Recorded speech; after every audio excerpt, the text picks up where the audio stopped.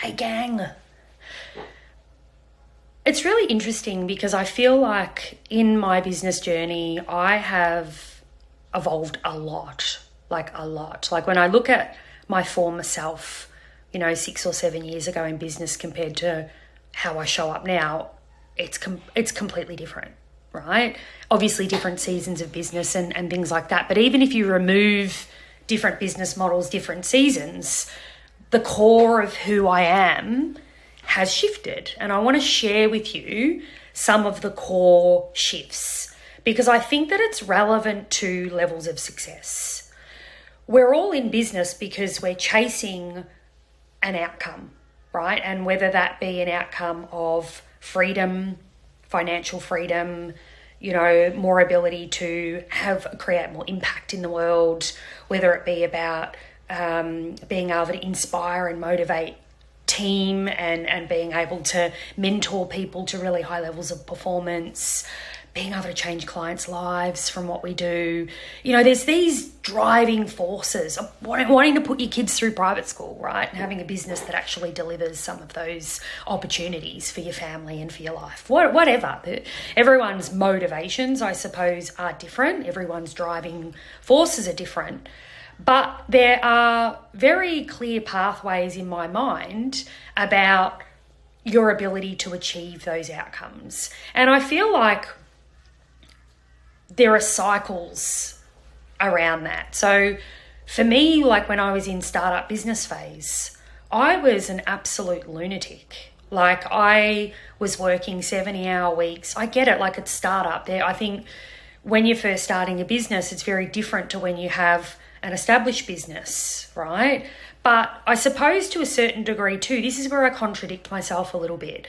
Like I literally burnt my existing business to the ground last year. I was in a franchise, the model had evolved, my thinking had evolved, my coaching had evolved, and got to a point where I thought I have to actually start again. I have to scrap what I'm doing and I need to redo this.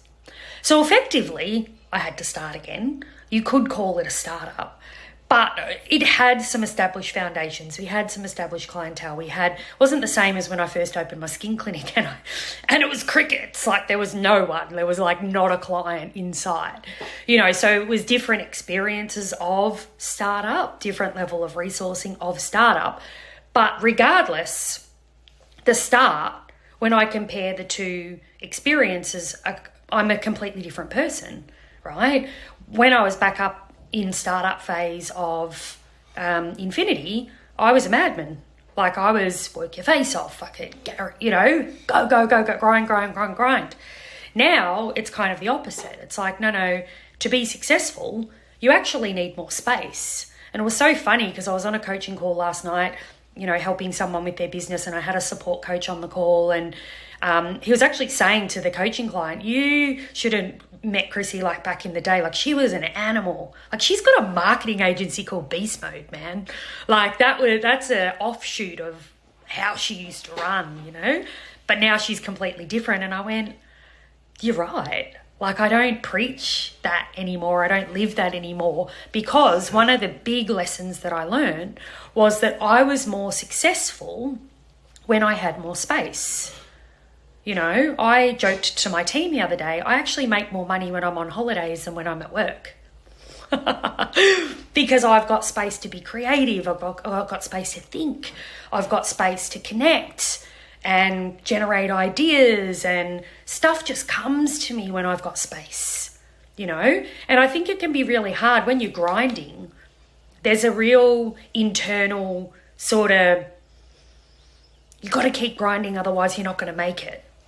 Right? You got to keep going or you're not going to make it. You just got to do this. You just got to do that. You're nearly there. That unrelenting standards, high performance sort of douche, right?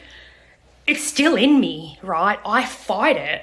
Like I did a post, I just had a couple of weeks off. I was in Japan. I did a business intensive, and then we spent some time in Japan, and I had a bit of a slippery slope in Japan. I had some relapses in thinking of, sorry, swearing. I need to be doing some things here. I need to. I had a relapse in my unrelenting sort of thinking style. So it's not forever, like in terms of I create space now. I'm best when I'm less busy. I commit to that. But that doesn't mean that makes it easy for me. Doesn't mean that there's not times where I seek to fill space, or I get distracted by shiny lights, or I fill space when I shouldn't have, right? So what I'm trying to say to you guys is that your next level of success is on the other side of space. Right? And by space, I mean downtime, restoration time, creative thinking time, like space where you're not on and engaging and building and generating, and like when you're out of the work mode and you've just got emptiness to think freely, right? I had a conversation with a support coach. I was in a coaching dev actually, and they said, hey, I've got about 5 high achievers and they're really fucking stressed right now. Great businesses, high 6, 7 figures. They're achievers, right? But their stress levels are like 10 out of 10. And I said to the support coach, they need more space. They need to bring it down. She goes, yeah, but they're like fucking on. They're like, rah, rah. I go, I get it, because I've been there. I've still got that addiction hiding in my body, right? But they've got to bring it down. They've got to clean out their diary. They need to spend more time on self-care. They need to almost do the opposite of what they're doing, and then they'll access the next level. And the support coach was like, whoa, I don't know if they're going to be... I go, they have to. Their next level of success lives on the other side of space. I guarantee it. You know, I feel like they're on the verge of 7 figures is not going to come forward to them until they create more space, until they're more balanced, until they're more calm, until they're more nurtured and looking after themselves. Go and tell them that, right? And I know that from experience. So how much space do you have? How much time for creativity do you have? How much are you fighting against the unrelenting standards? It's a journey, and it's a never-ending journey. You're always going to have to keep it in check. But I can guarantee you that if you're feeling a bit stuck right now and you need to try and get to the other side, what you need is space, right? What you need is downtime. What you need is decompression. And then the creativity will come to you. The answers will come to you. The solutions will be there. The paths will just show themselves. Everything will just show up and you go, wow, I know what to do now.